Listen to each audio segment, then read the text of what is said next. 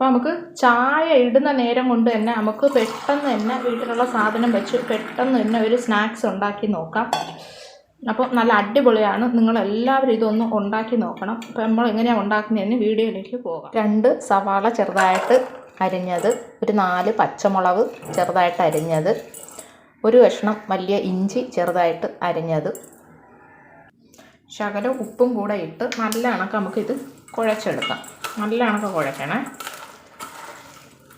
ആ പച്ചമുളകിൻ്റെ എരിവും ഇഞ്ചിയുടെ എരിവും സവാള എല്ലാം കൂടെ നല്ല കണക്ക് നമുക്ക് കുഴച്ചെടുക്കാം. ഒരു 2 മിനിറ്റ് ഇത് നമുക്ക് മാറ്റി വയ്ക്കാം. മല്ലിയിലയും കരിവേപ്പിലയും കൂടെ അരിഞ്ഞത് അതും കൂടെ നമുക്ക് ഇട്ട് കൊടുക്കാം.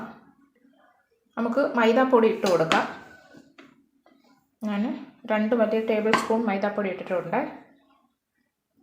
ശകലം കായപ്പൊടി ഇട്ട് കൊടുക്കാം. പെരുംജീരകപ്പൊടി, സോഡാപ്പൊടി ഇട്ട് കൊടുക്കാം. നേരത്തെ നമ്മൾ ഉപ്പ് ഇട്ട് കൊടുത്തിട്ടുണ്ടായിരുന്നു. ശകലം ഉപ്പും കൂടെ ഇട്ട് കൊടുക്കാം. ഇത് കൈ വെച്ച് നല്ല കണക്ക് നമുക്ക് ഇളക്കി കൊടുക്കാം.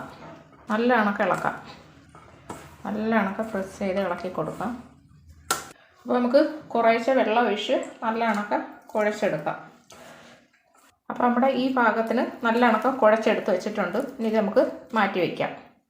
അപ്പോൾ നമുക്കിവിടെ ചായക്ക് വെള്ളം വെച്ചിട്ടുണ്ട്. നമുക്ക് കുറച്ച് ഇഞ്ചി ചതച്ചതും കൂടെ ഇട്ട് എടുക്കാം. എന്നിട്ട് ഇത് നല്ല കണക്ക് തിളയ്ക്കട്ടെ, ഇഞ്ചിയും വെള്ളവും കൂടെ. അപ്പോൾ നമ്മുടെ എണ്ണ ചൂടായിട്ടുണ്ട്. നമ്മുടെ മാവ് കുറേശ്ശെ ഇട്ട് കൊടുക്കാവേ.